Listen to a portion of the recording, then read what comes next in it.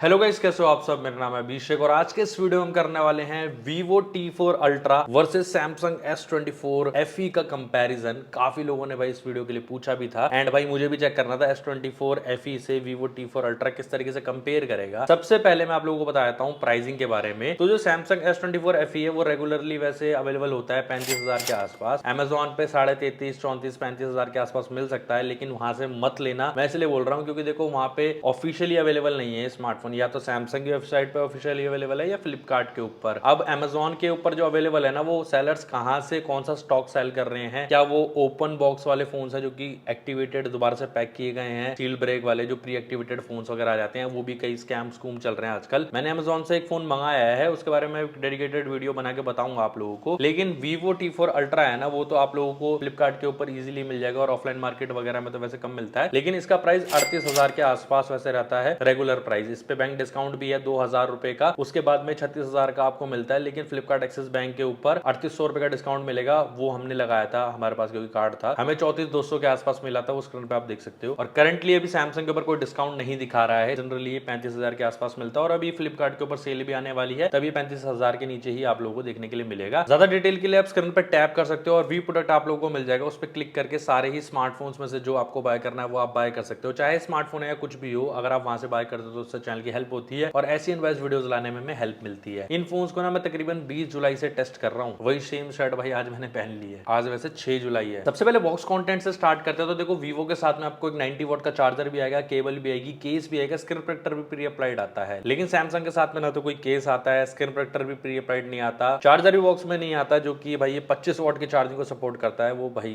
1,000-1,500 रुपए का आपको लेना पड़ेगा, मतलब 25 वॉट की चार्जिंग। भाई मिठाई जैसा डब्बा आता है इसका, इसका प्रॉपर डब्बा आता है जैसा आना चाहिए। अब यहाँ पे बिल्ड के ऊपर हम आते हैं ना, तो देखो दोनों का जो बिल्ड है वो ग्लास बैक तो मिल जाता है दोनों के अंदर। देखो यार Vivo ना बहुत ज्यादा ग्लास ही लगता है, यहाँ पे कहीं पता करने का तरीका नहीं है क्योंकि इन्होंने कहीं मेंशन नहीं करा है, ठीक है। लेकिन इसका तो हमें पता है cornering gorilla glass Victus plus है आगे पीछे। लेकिन फ्रेम इसका प्लास्टिक है Vivo का, सैमसंग में आपको मेटल फ्रेम मिल जाता है। ये थोड़ा सा राउंड राउंड यहाँ पे फील होगा आप लोगों को हाथ के अंदर, क्योंकि फ्रेम भी राउंड है हल्का सा और फ्रंट में भी ऐसे क्वाड कर्व डिस्प्ले है, बैक भी ऐसे राउंड होकर जा रहा है। मेरे सैमसंग का फ्लैट फ्रेम है, फ्लैट डिस्प्ले है, फ्लैट बैक है ना, तो काइंड ऑफ आईफोन वाली वाइब देता है हाथ में। डायमेंशन में भी भाई फोन चौड़ा है एज कम्पेयर टू Vivo से। अगर हम इसको साइड बाय साइड कंपेयर करेंगे तो सैमसंग टॉल भी है Vivo से। इन हैंड फील की बात करेंगे ना, तो देखो काफी लोगों को ये आईफोनिश फील ज्यादा अच्छी लगती है, काफी लोगों को जो मेरे जैसे हैं उनको ये ज्यादा फील अच्छी लगती है कर्व कर्व वाली। नो डाउट प्रीमियम ज्यादा हाथ में ये लगता है क्योंकि इसके अंदर मेटल का फ्रेम है। ये प्लास्टिक की वजह से थोड़ा सा ऐसे चिपचिपा सा लगता है। लेकिन दिखने में आपकी कौन सी प्रेफरेंस है, ज्यादा तड़कता भड़कता फोन चाहते हो तो Vivo, नहीं तो भाई सटल डिजाइन जैसे सैमसंग के सारी फ्लैगशिप फोन्स का होता है वैसा ये है। अब देखो Vivo में भी एक सटल कलर आता है, वो भी आप चूज कर सकते हो। डिफरेंट डिफरेंट ऑप्शन है वो आपको व्यू प्रोडक्ट में मिल जाएंगे, चेक कर लेना। मेजर ना प्रोटेक्शन है यहाँ पे Vivo के अंदर कोई आप लोगों को आईपी रेटिंग वैसे प्रॉपर नहीं मिलती, वाटर रेजिस्टेंस वाली IP64 दिया गया है, वाटर रिपेलेंट डिजाइन होती है। लेकिन वेयर है सैमसंग में प्रॉपर आईपी रेटिंग है IP68 जो कि वाटर एंड डस्ट रेजिस्टेंस है। पानी में गलती से गिर जाए तो बचने की संभावना ज्यादा है एज कम्पेयर टू Vivo, लेकिन करना मत, वो वारंटी में कवर नहीं होता। वेट एंड थिकनेस की बात करें ना तो सैमसंग ज्यादा मोटा है, 8 mm का ये फोन है और Vivo 7.5 mm पे आता है। 193 ग्राम्स का Vivo है और सैमसंग भाई 213 ग्राम है। तो क्लियरली यहाँ पे 20 ग्राम ज्यादा हैवियर है सैमसंग। और सैमसंग में ना स्मॉल बैटरी भी है भाई, 4700 mAh के साथ में आता है, वेरस Vivo में 5500 mAh की बैटरी है। और बैटरी बैकअप कैसा है वो भी आपको बताऊंगा आगे। लेकिन इन दोनों स्मार्टफोन्स का मैंने बैटरी ड्रेन टेस्ट किया था चैनल के ऊपर, टोटल 9 स्मार्टफोन्स थे, वो जरूर से आप चेकआउट करना, ऊपर कार्ड में आपको लिंक मिल जाएगा, इस वीडियो के बाद देखना, ठीक है। अब आते हैं डिस्प्ले के ऊपर। दोनों में 6.67 इंचेस का डिस्प्ले है, लेकिन ना डिफरेंसेस काफी हैं। सैमसंग में flat display versus quad curve है Vivo के अंदर। बेजल्स यहाँ पे Vivo के अंदर कम है, ये आपके ऊपर है कि आप लोगों को फ्लैट डिस्प्ले ज्यादा पसंद है या क्वाड कर्व। लेकिन दोनों के अंदर वैसे तो 120 हर्ट्ज का रिफ्रेश रेट है, यहाँ पे 10 बिट और 8 बिट पैनल का डिफरेंस है। सैमसंग में 8 बिट है और Vivo में 10 बिट है। वैसे है तो दोनों एमोलेड ही और 120 हर्ट्ज पे बढ़िया तरीके से काम भी कर जाते हैं, वहां पर ऐसा इशू नहीं है। लेकिन Vivo के अंदर ना आपको PWM डिमिंग का सपोर्ट मिल जाता है जो कि सैमसंग में नहीं मिलता है। तो अगर आपको आई स्ट्रेन और आई फ्लिकरिंग होती है, नाइट टाइम में आप फोन यूज करते हो ना, तब आपको Vivo ज्यादा बेटर लगेगा। और सैमसंग में भाई वो फ्लिकरिंग का इशू रहता है। पीक ब्राइटनेस की बात करेंगे तो 5000 वर्सेस 1900, लेकिन उससे हमें मतलब नहीं है। यहाँ पे 1600 निट्स का हाई ब्राइटनेस मोड है। सैमसंग में हाई ब्राइटनेस मोड कितना है वो उन्होंने बताया नहीं है, लेकिन आउटडोर में हमने ब्राइटनेस चेक की हुई है, Vivo ज्यादा बेटर फील होता है एज कम्पेयर टू सैमसंग, क्योंकि हम काफी दिनों से इन फोन्स को टेस्ट कर रहे हैं। सैमसंग को full HD plus display versus यहाँ पे 1.5K का रेजोल्यूशन मिलता है Vivo के अंदर। वीडियो वॉचिंग में ना यार देखो, वैसे तो दोनों फोन्स में आपको ऐसा दिक्कत आएगी नहीं, लेकिन जो Vivo है ना वो मुझे पर्सनली ज्यादा अच्छा लगा। एमोलेड तो दोनों ही है, पंची कलर्स वगैरह शो करेंगे एंड सारी चीजें। सैमसंग जो है ना थोड़ा सा नेचुरल साइड पर रहेगा, Vivo थोड़ा सा ज्यादा पंची कलर्स करके शो करेगा। लेकिन ओवरऑल ज्यादा मजा ना मुझे Vivo में आया वीडियोस देखने के अंदर, क्योंकि बेजल सैमसंग से कम है और क्वाड कर्व शोल्डर भी है ना तो ज्यादा प्रीमियम फील देता है हाथ के अंदर, और पकड़ने में भी ना दिक्कत भी नहीं होती। सैमसंग को थोड़ा ज्यादा पकड़ो ना फ्लैट फ्रेम की वजह से ना ऐसे हाथों में चुपने लग जाता है। अब ये कवर वगैरह लगा के यूज करोगे तो ज्यादा दिक्कत नहीं आएगी, बट थिकनेस फिर सैमसंग की ज्यादा फील होने लगती है। वाइड वेल L1 का सपोर्ट तो दोनों में है, नेटफ्लिक्स के अंदर भी HDR10 वगैरह को सपोर्ट करते हैं, तो फुल HD में OTT कंटेंट तो आप देख सकते हो। अंडर डिस्प्ले फिंगरप्रिंट स्कैनर दोनों के अंदर मिल जाता है, ऑप्टिकल वाला ही है। सैमसंग के अंदर हल्का सा ऊपर है, वीवो के अंदर ज्यादा नीचे है, लेकिन फास्ट की बात करेंगे तो वीवो ज्यादा फास्ट है, सैमसंग का थोड़ा सा स्लो रहते हैं भाई as compared to Chinese phones. लेकिन आप एनिमेशन वगैरह ऑफ करोगे ना सेटिंग्स में जाके तो थोड़ा सा ज्यादा बेटर फील होगा आपको सैमसंग, मतलब पहले के कंपैरिजन में। वैसे फास्टर वीवो ही है दोनों में से। अब कंटेंट देखने में सबसे ज्यादा इंपॉर्टेंट है स्पीकर्स, तो वो मुझे सैमसंग में ज्यादा बेटर लगे हैं। स्टीरियो स्पीकर्स तो है ही है दोनों में। वैसे डॉल्बी एटमॉस का एक एज मिलता है आपको सैमसंग के ऊपर, इसमें डॉल्बी एटमॉस का सपोर्ट नहीं आता है। सैमसंग के अंदर ना थोड़ी लाउडनेस भी ज्यादा है, बेस भी ज्यादा फील होता है, क्वालिटी भी ज्यादा फील होती है, ऊपर से मेटल का फ्रेम है ना तो साउंड अलग ही लेवल का आता है। और सैमसंग स्पीकर के अंदर बॉल्स वगैरह भी उस तरीके से डालता है जिससे स्पीकर जितना उससे ज्यादा बेटर यहाँ पे फुलर साउंड करता है। तो स्पीकर क्लियरली सैमसंग के better as compared to Vivo. Even haptics में भी भाई जो वीवो है ना वो काफी एवरेज है, मतलब हैप्टिक्स उतने अच्छे नहीं है, नॉर्मल झंझन वाली वाइब्रेशन है जैसे पुरानी वाले फोन्स में आती थी। लेकिन सैमसंग में वेरस जो टाइपिंग है वो better as compared to this, tactile vibration आप लोगों को मिल जाती है। हेडफोन जैक दोनों में नहीं आता है। डोंगल वगैरह का ज्यादातर सपोर्ट ना वीवो में बेटर होता है as compared to Samsung. Samsung में कुछ स्पेसिफिक डोंगल ही काम करते हैं, ज्यादातर ब्रांड्स के ना वीवो में काम कर जाएंगे और सैमसंग के लिए महंगे भी मिलते हैं। मैं आपको यहाँ पे कुछ वी प्रोडक्ट पे दे रहा हूँ, स्क्रीन पर टाइप करके आप चेकआउट कर सकते हो। अब आते हैं सबसे ज्यादा इंपॉर्टेंट चीज के ऊपर जो कि processor Dimensity 9300 plus versus Exynos का 2400E मिलता है। दोनों में से है कौन सा पावरफुल, ये तो भाई एकदम फ्लैगशिप चिपसेट है, लेकिन ये भी कोई कम नहीं है। दोनों फोन्स के अंदर UFS 3.1 मिलती है, क्योंकि सैमसंग तो बेस वेरिएंट में 8128 के साथ में आता है और वीवो वैसे तो 8256 के साथ में आता है, लेकिन UFS 4.0 दोनों में ही नहीं है। शायद से ना सैमसंग का 256GB वाले वेरिएंट के अंदर UFS 4.0 आती है, लेकिन भाई I am not sure about this. Screen पे मैं लिख दूंगा, डिस्क्रिप्शन अपडेट कर दूंगा। LPDDR5X रैम तो दोनों में कॉमन है। सबसे पहले बेंचमार्क से स्टार्ट करते हैं। एंटूटू के स्कोर देखो, वीवो में भाई 17,62,000 का स्कोर है, मेरे सैमसंग में 15,80,000 का है। दोनों को हमने भाई 33-34 डिग्री से स्टार्ट किया था। वीवो पहुंच गया भाई 49 डिग्री 48.9, सैमसंग पहुंच गया 46 डिग्री। बैटरी ड्रॉप देखो भाई, वीवो में 10% का, सैमसंग में 7% का। 14.60 डिग्री इसने हीट बढ़ाया, इसने 12.60 डिग्री। तो वैसे तो टेम्परेचर ज्यादा कंट्रोल रखे सैमसंग ने, और वो मैंने रियल लाइफ में भी चेक कर रखा है दोनों फोन्स के बारे में। एंड इवन मैंने इसका डेडिकेटेड एक परफॉर्मेंस टेस्ट भी किया, वो चैनल के ऊपर है, वो चेकआउट कर सकते हो। और इसको भी रियल लाइफ में मैंने ना आउटडोर में भी टेस्ट वगैरह करा है, इसका टेम्परेचर जाता है ज्यादा as compared to Samsung,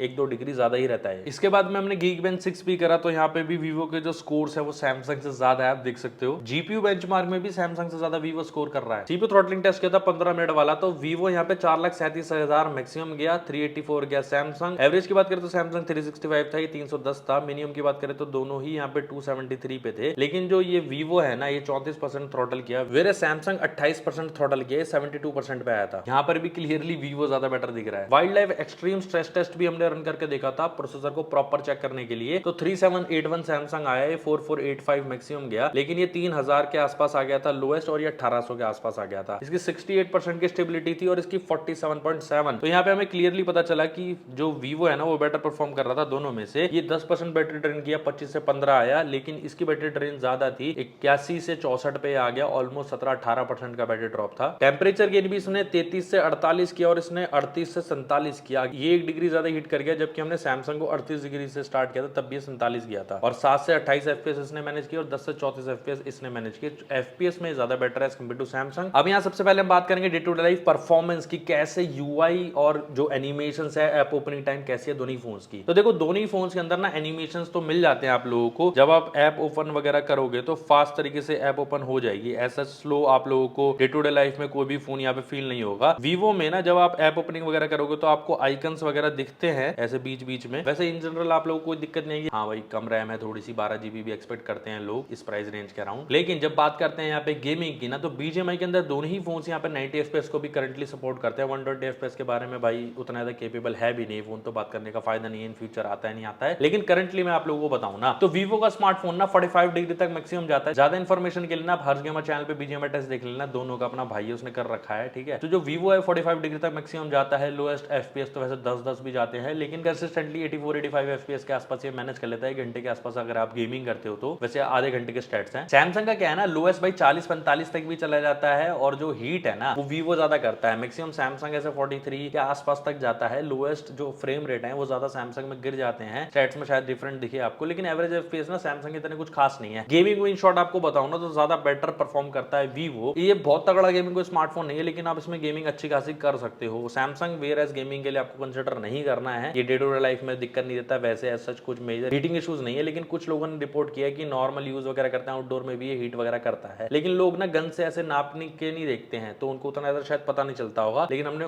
depth में चेक किया, क्योंकि मेटल फ्रेम में थोड़ा सा ज्यादा हीट फील भी होता है as compared to plastic frame. बाकी यार आपका जो ओपिनियन है वो बता देना। देखो यार मैं कोई डिफेंड नहीं कर रहा हूँ भाई, मेरे दोनों ही फोन खुद के हैं। तो क्लियरली चाहे परफॉर्मेंस में नंबर्स हो, day to day life performance हो या गेमिंग परफॉर्मेंस हो, वीवो क्लियरली विनर है। अब आते हैं कैमरास के ऊपर भाई, क्योंकि वीवो का फोन तो कैमरा के लिए पॉपुलर है ना, और सैमसंग का ये फोन भी काफी प्राइस पे आता। तो कैमरास कैसे हैं दोनों में? देखो मेन कैमरा तो 50 मेगापिक्सल का है, ओआईएस भी मिल जाता है, लेकिन वीवो के अंदर ना एक 50 मेगापिक्सल का एक पेरिस्कोप कैमरा मिल जाता है जो कि 3x के ऊपर आता है। मेरे सैमसंग के अंदर एक 8 मेगापिक्सल का 3x टेलीफोटो लेंस दिया गया है, जो कि भाई मेगापिक्सल में कम है, एटलीस्ट 10 मेगापिक्सल होना चाहिए था। लेकिन अल्ट्रा वाइड वीवो में कम है 8 मेगापिक्सल का, और यहाँ पे 12 मेगापिक्सल का है सैमसंग में। फ्रंट फेसिंग कैमरा भी फर्क है, वीवो में 32 मेगापिक्सल का है, सैमसंग में 10 मेगापिक्सल का है। भाई हम लोधी गार्डन आ चुके हैं और यहाँ पे हम Vivo T4 ultra and Samsung S24 FE दोनों की कैमरा टेस्टिंग वगैरह करेंगे। अभी तो यहाँ पे 3:30 बज रहे हैं, अभी दिन का सारा शॉट वॉट लेते हैं, हो सकता है रात के लिए हम कहीं और दूसरी जगह पे जाएं।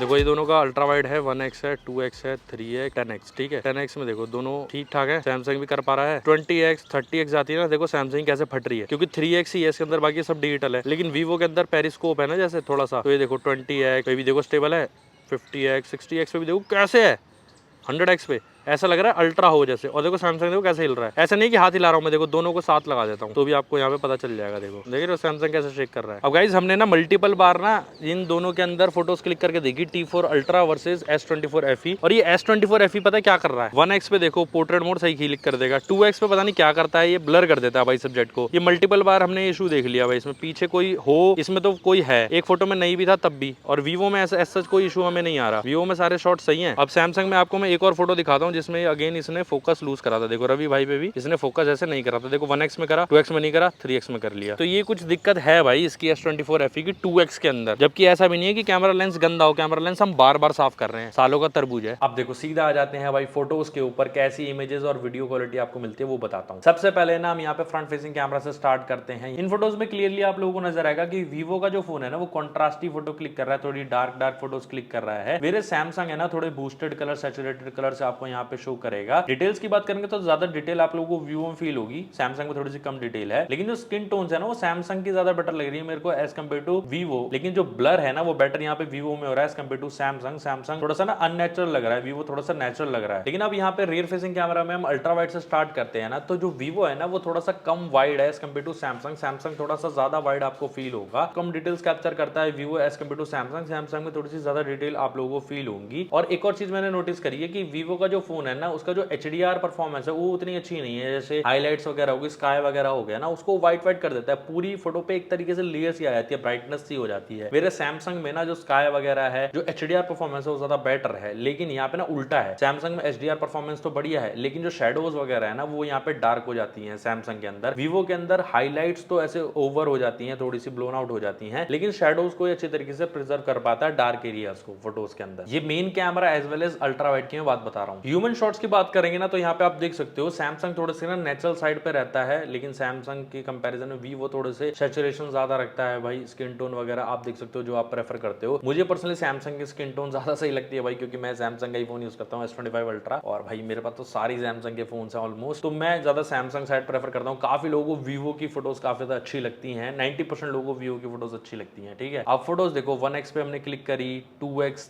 3x अलग अलग जूम वगैरह पे, तो वो फोटोज में ना क्लियरली आप देखोगे कि जो सैमसंग है ना वो बेटर लाइट कंट्रोल कर पा रहा है, स्किन वगैरह के ऊपर जो लाइट पड़ती है। वीवो थोड़ी सी ना उस चीज में थोड़ा सा पीछे रह जाता है, लेकिन ओवरऑल वैसे फोटो देखने में वीवो की ज्यादा अच्छी लगेगी आप लोगों को as compared to Samsung. Portrait mode के ऊपर अगर हम आते हैं तो वीवो के अंदर ना काफी ज्यादा ऑप्शंस आप लोगों को मिल जाते हैं, मतलब 16 mm से लेके आप लोगों को 100 mm तक यहाँ पे डिफरेंट फोकल लेंथ मिल जाती है। मेरे सैमसंग के अंदर 1x 2x 3x जैसे ऑप्शन है। ऑप्टिकल तो देखो यहाँ पे 50 mm के बाद जैसे 75 mm 100 mm है ना वीवो के अंदर वो मिलता है, जो पेरिस्कोप जिसमें काम करता है। मेरे सैमसंग के अंदर वही 3x टेलीफोटो लेंस जो है वो ऑप्टिकल वाला है, नहीं तो बाकी सब डिजिटल है 1x 2x। इसमें तो भाई 16 mm 25 26 mm या फिर 50 mm तक डिजिटली वो ऐसे जूम करता है। तो उसके ऊपर फोटोज कैसी आती हैं देखो, 1x पे अगर हम डिस्टेंस से फोटो क्लिक करते हैं ना तो सैमसंग ब्लर नहीं करता फोटो को, पोर्ट्रेट मोड के अंदर मैं बात कर रहा हूँ, वीवो कर लेता है। 2x के ऊपर आएंगे तो सैमसंग के अंदर इशू आता है भाई। बहुत सारी फोटोज में हमने नोटिस करा है 2x मोड के ऊपर ना सैमसंग हमें ही ब्लर कर देता है, मतलब सब्जेक्ट को इन ह्यूमन शॉट्स, और बैकग्राउंड को यहाँ पे ब्लर नहीं करता, वेयरएज वीवो ऐसी कोई दिक्कत नहीं करता। लगता। 3x पे फोटो की बात करेंगे तो सैमसंग की फोटोज वगैरह यहाँ पे सही लगती है, कोई दिक्कत नहीं है। और 2x 3x में थोड़ा सा ना स्विच भी है सैमसंग के अंदर, मतलब 1x 2x और 3x के अंदर वो होता ही है टेलीफोटो लेंस के अंदर। लेकिन वीवो ना थोड़ा सा कंसिस्टेंटली ऐसा मेरे को लगा, मतलब कलर्स के मामले में। वैसे तो सैमसंग भी काफी कंसिस्टेंट है मेन और अल्ट्रा वाइड के अंदर, इवन डिटेल भी वहां पे ज्यादा है और नेचुरल भी रहता है वो। लेकिन वीवो के अंदर क्या है ना कि 1x 2x 3x और बाकी के जो 50mm 75mm ये सारे 100mm ये बहुत ज्यादा नेक्स्ट लेवल चले जाते हैं, क्योंकि सैमसंग तो 3x पे खत्म हो गया, अब यहाँ पे 75mm भी है 100mm भी है, तो वो और ज्यादा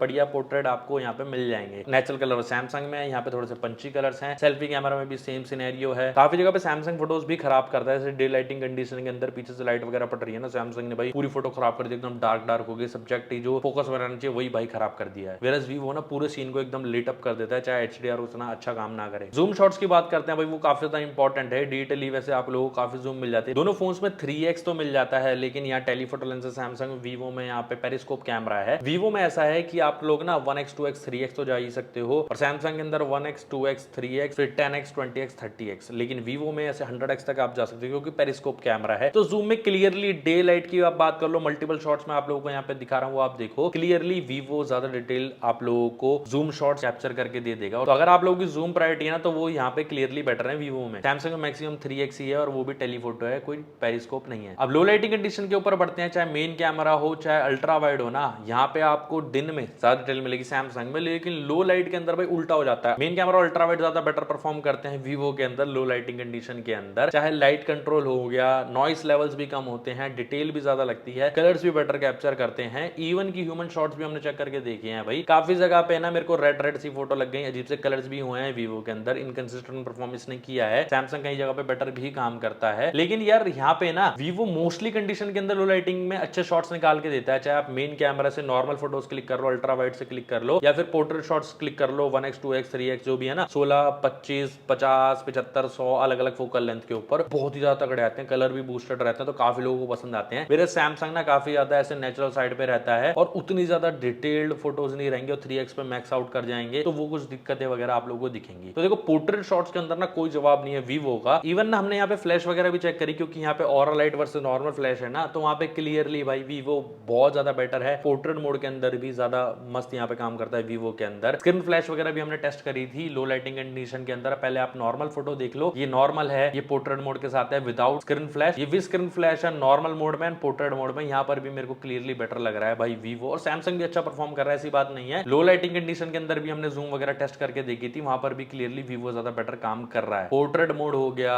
एज डिटेक्शन हो गया, ओवरऑल फोटोज हो गई, मोस्टली कंडीशन के अंदर वीवो यहाँ पे बेटर परफॉर्म कर रहा है। सैमसंग भी काफी जगह पे मेरे को सही लगा। पर्सनली तो कलर्स में सैमसंग वाले प्रेफर करता हूँ, लेकिन मुझे भी वीवो की फोटोज अच्छी लगी है। अब यहाँ पे आते हैं वीडियोस के ऊपर। दोनों फोन से आप rear facing camera as well as front facing camera से 4K में वीडियो रिकॉर्डिंग कर सकते हो। सैमसंग में तो भाई ऐसे 8K 30 FPS भी आप लोगों को मिल जाता है, लेकिन 4K 60 FPS तो रेयर में है, और यहाँ पे वीवो में 4K 30 FPS रेयर में है, वेयर सैमसंग के अंदर 4K 60 भी फ्रंट फेसिंग कैमरा में मिल जाता है। और वीडियो बनाते हुए बैक एंड फ्रंट में आप स्विच भी कर सकते हो सैमसंग के अंदर, वो वीवो में नहीं कर सकते। 1080p में तो ऑल लेंसेज पे आप स्विच कर सकते हो दोनों फोन्स में, और डिजिटल जूम वगैरह भी कर सकते हो, वो भी मैं आपको दिखा दूंगा। 4K 60 FPS पे फ्रंट फेसिंग कैमरा से वीडियो रिकॉर्ड हो रही है भाई। लोधी गार्डन में बहुत मस्ती हो रही है भाई, जगह जगह मस्ती हो रही है, जहां नजर घुमाओ वहां मस्ती देखो। बाकी देखो स्टेबलाइजेशन वाइज तो क्लियर पता चल रहा है कि सैमसंग बेटर स्टेबलाइज कर रहा है वीडियो को। वीवो पे तो भाई वीडियो स्टेबलाइज नहीं हो पा रही है वीवो के अंदर उतनी अच्छी तरीके से। अभी 4K 30 FPS पे भी हम दोनों चेक करेंगे। वैसे वीवो में भी ये सारे सेम फीचर है बैक एंड फ्रंट पे स्विच करने का, लेकिन वीवो इसमें नॉट सपोर्टेड दिखा रहा है। 4K 60 FPS स्क्रीन पे लिखा हुआ आ रहा है, लेकिन सैमसंग इस तरीके से बैक कैमरे में स्विच कर पा रहा है। और सैमसंग में 1x 2x का ही यहाँ पे ऑप्शन आ रहा है, नहीं 4x भी आ गया अब डिजिटल, और ये 10x भी आ गया। रवि भाई खड़े हैं। अभी 4K 60 FPS पे रेयर फेसिंग कैमरा है ये। देखो स्टेबलाइजेशन चेक करें थोड़ी सी, तो अगेन अब यहाँ पे जो स्टेबलाइजेशन है वो सैमसंग की ही मेरे को अभी भी ज्यादा बढ़िया लग रही है। और यहाँ पे 4K 60 FPS में 1x 2x ही आप कर सकते हो। सैमसंग में 4x 10x का भी ऑप्शन हमें दिख रहा है, ठीक है। और वैसे जाएगा तो 2.9x जा रहा है वीवो ऐसे वीडियो में, और ये 1x है, और स्विच करना भी मतलब थोड़ा सा मुश्किल है, व्हील वाला सिस्टम है। 4K 30 FPS पे वाला वीडियो रिकॉर्ड हो रहा है भाई। और अभी जो एक्सपोजर है ना, कौन सा फोन एडजस्ट कर रहा है कुछ समझ ही नहीं आ रहा भाई। वीवो थोड़ा सा ओवरराइड कर रहा है, लेकिन सैमसंग दोनों चीजें काइंड ऑफ सही से बैलेंस कर पा रहा है। देखें अगर पीछे भाई वीडियो देखने में मेरे को ऑन स्क्रीन वीवो की ज्यादा अच्छी लग रही है, बहुत ही ज्यादा ओवर सैचुरेटेड कलर्स दिख रहे हैं। ऐसा लग रहा है हर्ष ने होठ पे लिपस्टिक लगा रखी है, लेकिन सैमसंग बहुत ज्यादा डार्क डार्क कर रहा है। अल्ट्रा वाइड स्विच करने का सैमसंग में यहाँ पे ऑप्शन है, वीवो में अल्ट्रा वाइड पे स्विच करने का ऑप्शन ही नहीं है भाई। मेन यहाँ पे कर दिया मैंने इसके अंदर, दोनों में 2x दोनों में है ये, ठीक है। ये देखो फेस 3x पे चलते हैं टैप करके, 3x पे देखो कैसी आ रही है वीडियो, ऐसी ऐसी कुछ वीडियो बन रही है। स्टेबलाइजेशन वगैरह भी चेक करेंगे। 1x पे आता हूँ दोबारा से, और मैक्सिमम इसके अंदर वीडियो जा सकती है वीवो के अंदर 10x तक, और सैमसंग में भी यहाँ पे 10x तक हम जा सकते हैं। 12x भी दिख रहा है भाई सैमसंग में। तो एक बारी दोनों में यहाँ पे जूम करके दिखाता हूँ। ये देखो मैक्सिमम सैमसंग की जूम और ये मैक्सिमम वीवो की जूम। अंदर देखो अंधेरे में दिख तो दोनों में ही रहा है। डिटेल्स वगैरह वीडियो में आई थिंक वीवो ज्यादा कैप्चर कर पा रहा है यहाँ पे। ये देखो भाई सारी चीजें आपके सामने हैं। फोकस वगैरह चेक करके देखें ना दोनों फोन का, हम यहाँ पे पेड़ पौधों पे देखो, ये भी आपको क्लियरली पता चल जाएगा।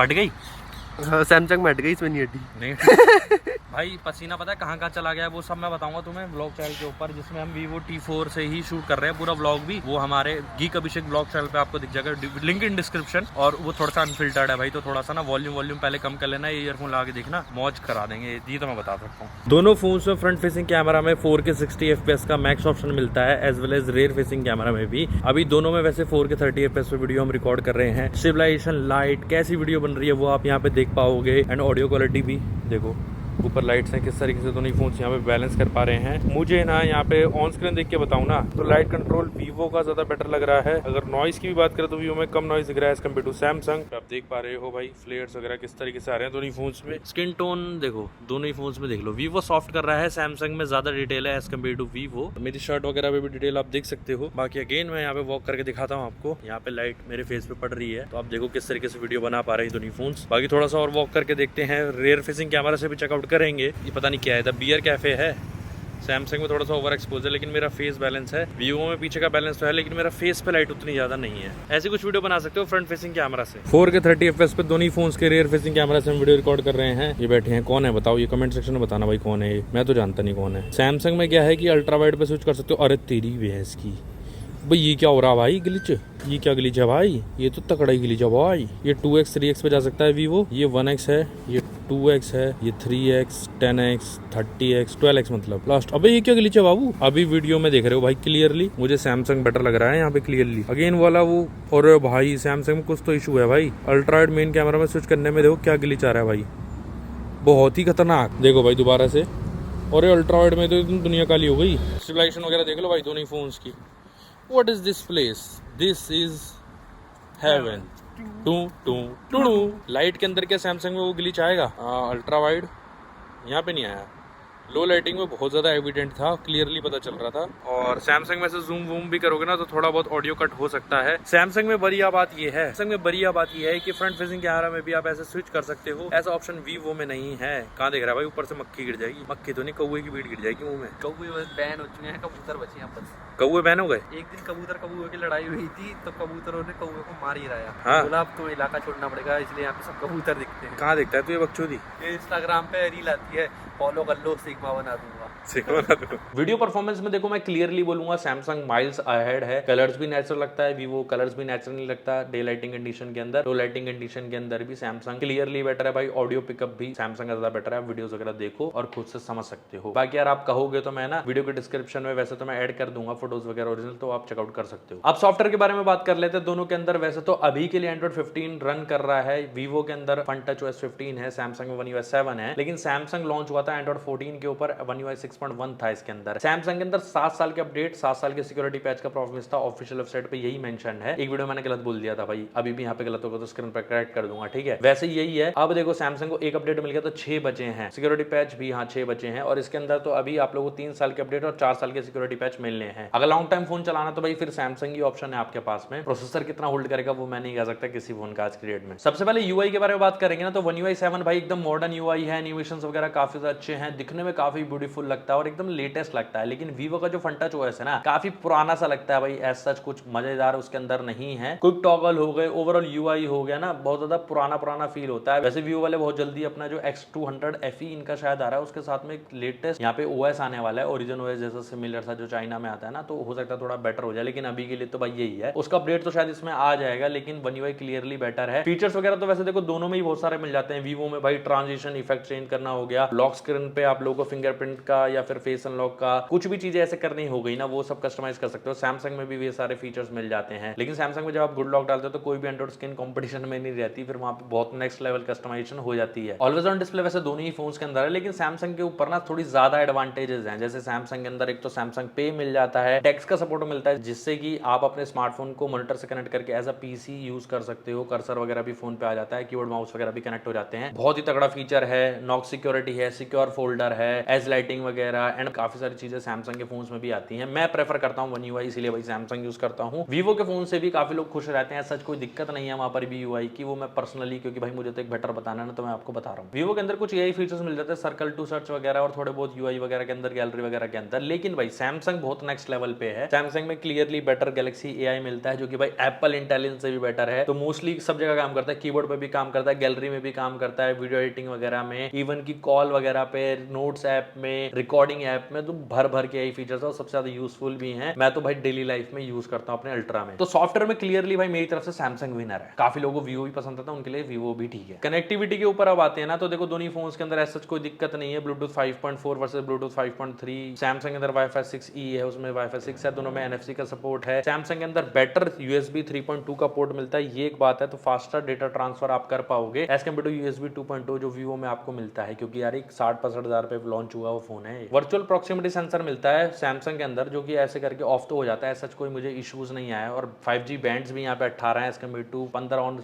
वीवो, बट इससे कोई दिक्कत नहीं आती। दिक्कत जिससे आती है वो है कनेक्टिविटी, मतलब 4G प्लस 5G प्लस वो किस तरीके से आता है। तो ज्यादा कंसिस्टेंटली 5G प्लस मेरे को वीवो में मिला है as compared to Samsung. Samsung ज्यादातर 4G प्लस पे स्विच करता रहता है बार बार, तो ज्यादा कंसिस्टेंट 5G इसमें है। मैंने इसका अ डे वाला वीडियो भी बनाया है, ऊपर आप लोगों को कार्ड में लिंक दे रहा हूँ, ज्यादा डिटेल के लिए भाई वाला वीडियो भी चेकआउट कर सकते हो, जिसमें हमने सुबह से रात तक की डिटेल टेस्टिंग करी है, हर एक कंडीशन में फोन को टेस्ट किया था, तो वो चेक कर सकते हो। तो कनेक्टिविटी में ऐसा प्रॉब्लम नहीं है, कॉल रिसेप्शन वगैरह भी अच्छा है, ईयर पीस की क्वालिटी भी अच्छी, कॉल रिकॉर्डिंग भी दोनों ही फोन में मिल जाती है, तो आप वहां पे एकदम निश्चिंत रहो। अब बात करते हैं यहाँ पे बैटरी लाइफ की, तो दोनों स्मार्टफोन से बैटरी का डिफरेंस है। यहाँ पे वीवो में 5500 mAh की बैटरी मिलती है, सैमसंग में 4700 mAh की बैटरी मिलती है। चार्जिंग भी डिफरेंट है, 90 वॉट वर्सेस 25 वॉट। लेकिन हाँ, यहाँ पर भी रिवर्स वायर्ड चार्जिंग मिल जाती है, जिससे दूसरा फोन आप चार्ज कर सकते हो। लेकिन सैमसंग के अंदर रिवर्स वायरलेस चार्जिंग मिलती है, जिससे आप अपने, मेरी वॉच, जैसे ये वॉच हो गई अल्ट्रा, मेरे ईयरफोन्स हो गए सैमसंग के, वो मैं इस पे चार्ज कर सकता हूँ और दूसरा फोन भी चार्ज कर सकता हूँ इस पे वायरलेसली। वायर चार्जिंग तो सपोर्ट करेगी क्योंकि बैटरी कम है, तो वो थोड़ी सी दिक्कत है। जैसे सिलिकॉन कार्बन इसमें मिलती है 5500 mAh की, इसमें वही स्टैंडर्ड लिथियम आयन बैटरी मिलती है सैमसंग में। अब बैटरी बैकअप की बात करता हूं, तो देखो आपको रियल लाइफ में ना 8 से 9 घंटे का स्क्रीन टाइम मिल सकता है वीवो से, वेयर सैमसंग में 6 से 7 घंटे का स्क्रीन टाइम आपको मिलेगा। Obviously depending on the uses आप क्या करते हो। मेरा मिक्स यूज रहता है, मैं वीडियोस भी देख रहा हूँ 1-2 घंटे, मतलब जब मैं फ्री होता हूँ, वीडियोस बनाने में तो टाइम मिलता नहीं है। गेमिंग वगैरह भी करता हूँ 1-2 घंटे की जब टाइम मिलता है, तो अगेन कैमरा यूजेस भी रहता है, हर एक चीज मैं यूज करता हूँ। ट्विटर वगैरह हो गया, इंस्टा हो गया, इंस्टा बहुत कम यूज करता हूँ, कैमरा वगैरह से थोड़ी फोटोज वगैरह क्लिक करनी होगी टेस्टिंग टूस्टिंग में। लेकिन काफी लोग ना वीडियोस वगैरह बहुत ज्यादा देखते हैं, तो उनको ज्यादा बैटरी बैकअप मिल सकता है, और कुछ लोग तो पूरे टाइम गेमिंग ही करते रहते हैं, तो उनको 4-5 घंटे का भी मिलता है। In short Vivo clearly better है, कैपेसिटी में भी, डेली लाइफ में भी, आइडल ड्रेन भी इसका कम रहता है। वैसे सैमसंग में ना 15 वॉट की वायरलेस चार्जिंग भी आती है, और मतलब भाई इसके अंदर 25 वॉट की वायर चार्जिंग आती है, मतलब आधे घंटे में ये वाला फोन 50% ही चार्ज हो पाता है, मतलब 1-1.25 घंटा लगता है इस फोन को 100% चार्ज होने में। पीडी चार्जिंग को तो सपोर्ट करता है, क्विक चार्ज का भी सपोर्ट है, लेकिन भाई आज की डेट में 25 वॉट चार्जिंग को सुपर फास्ट चार्जिंग बोलता है सैमसंग। वैसे सारे इंपॉर्टेंट सेंसर भी दोनों फोनों में मिल जाते हैं। अब गाइस फाइनली यहाँ पे बात करते हैं वर्डिक्ट के बारे में। तो मेरा क्या वर्डिक्ट है, देखो अगर आप लोगों को बेटर कैमरा स्मार्टफोन चाहिए फोटोज के लिए, पोर्ट्रेट मोड स्पेशली अगर आप लोग बहुत ज्यादा कैप्चर करते हो, तो वीवो क्लियरली बेटर है। हल्का पतला सुंदर दिखने वाला ज्यादा स्मार्टफोन, अगर आपकी ये प्रायोरिटी है, वो आप देख सकते हो। सैमसंग भी सुंदर है इन इट्स ओन वे, क्योंकि ये काफी ज्यादा मिनिमलिस्टिक डिजाइन के साथ में आता है, और इन एंड फील वगैरह आप ऑफलाइन में चेकआउट कर सकते हो दोनों फोन्स की। इसमें थोड़े लेटेस्ट फीचर हैं, जैसे कि क्वाड कर्व डिस्प्ले है, SiC बैटरी है सिलिकॉन कार्बन वाली, एंड ओवरऑल मुझे काफी सही लगा। बड़ी बैटरी भी है, सॉफ्टवेयर थोड़ा सा इसका वीकनेस है, जिसमें ब्लोटवेयर वगैरह काफी ज्यादा मिल जाते हैं। वहां पे सैमसंग क्लीन यूआई लेके आता है, ज्यादा लॉन्गर सॉफ्टवेयर सपोर्ट है, एक सैमसंग का फोन है, वीडियोस में काफी ज्यादा आगे निकल जाता है, एंड सैमसंग स्पेसिफिक फीचर्स वगैरह मिल जाते हैं। एंड ओवरऑल सैमसंग का अगर यूआई वगैरह आप देखोगे तो काफी मजा आप लोगों को आ जाएगा। तो अब अपनी प्रेफरेंस के हिसाब से स्मार्टफोन चूज कर सकते हो, मैंने आपको सारी चीजें बता दी। और अगर कोई दोनों में से कोई स्मार्टफोन लेना चाहते हो, तो स्क्रीन पे टैप करो, व्यू प्रोडक्ट पे क्लिक करो, वहीं से परचेस करना, उससे चैनल की हेल्प होती है, और ऐसी एडवाइस वीडियोस लाने में हेल्प मिलती है, और ऑनेस्टली आप लोगों को बता पाते हैं सारी चीजें। अगर आप सपोर्ट करना चाहते हो तो जरूर से करना। स्मार्टफोन खरीदना हो, कुछ भी खरीदना हो, वहां से आप खरीद सकते हो। बाकी वीडियो पसंद है तो लाइक से सब्सक्राइब कर देना। मैं मिलता हूं नेक्स्ट वीडियो में, तब तक के लिए बाय एंड टेक